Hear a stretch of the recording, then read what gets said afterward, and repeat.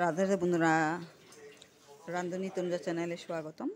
আশা করি তোমরা ভগবানের কৃপা সবাই ভালো আছো। আজকে রৌ মাছের পাতলা করে ঝুল দেখাবো।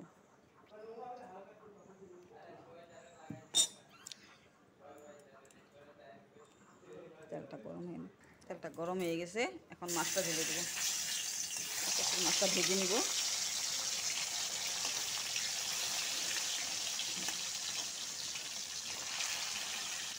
মাছটা এখন উল্টাই দিব। এক পিঠ ভাজা হয়ে গেছে, আর পিঠ ভাজবো।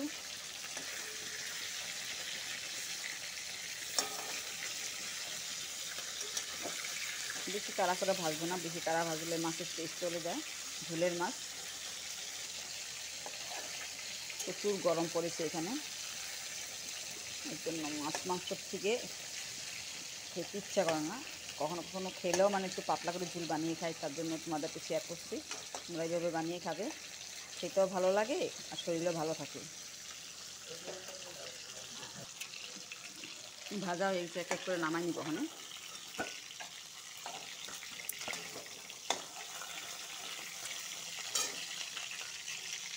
মাছের তেলে একটু ডাইলে বড়িটা ভেজে নিব।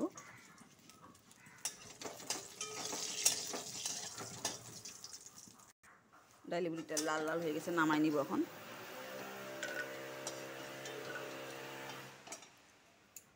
ওই তেলে 5 ফোড়ন সম্বাদ দিব আর 2টা তেজপাতা। এখন আলু, টমেটো আর স্কোয়াশ, একটা আলু, একটা টমেটো, একটা স্কোয়াশ দিয়েছি। স্কোয়াশটা একটু ঠান্ডা হয়, পেটের জন্য ভালো, যেন ওই স্কোয়াশের সাথে পাতলা ঝোল বানাবো।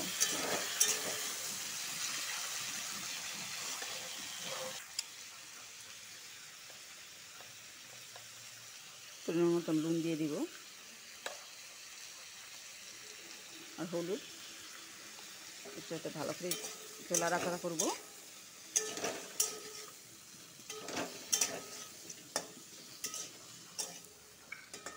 স্টিমটা মিডিয়াম করে 2 মিনিট মতন ঢেকে রাখবো।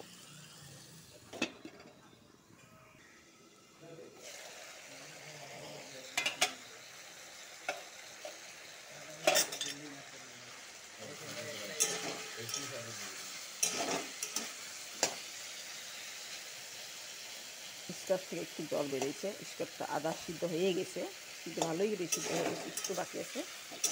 তো ভালো করে একটু ভেজে নিব।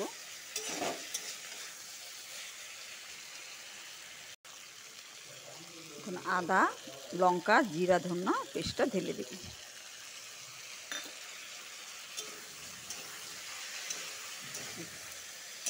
মশলার সাথে ভালো করে আবার একটু ভেজে নিব, সাঁতলাবো।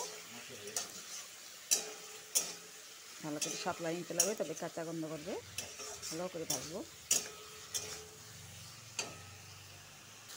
মশলার সাথে। ভালো করে ভাজা হয়ে গেছে, দেখতে পাচ্ছ বন্ধুরা, একদম তেল কম করে দিয়েছি।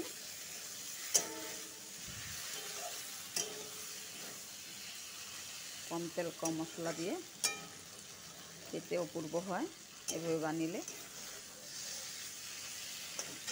মশলা ভাজা হয়ে গেছে, জল দিব।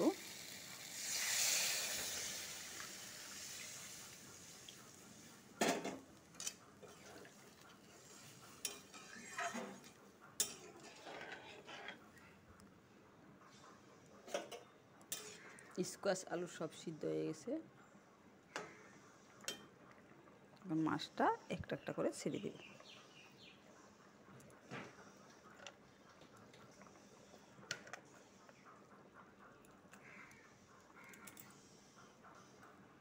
মাছটা একটা একটা করে ছেড়ে দিয়েছি। ডাইলে বড়ি ভাজাটা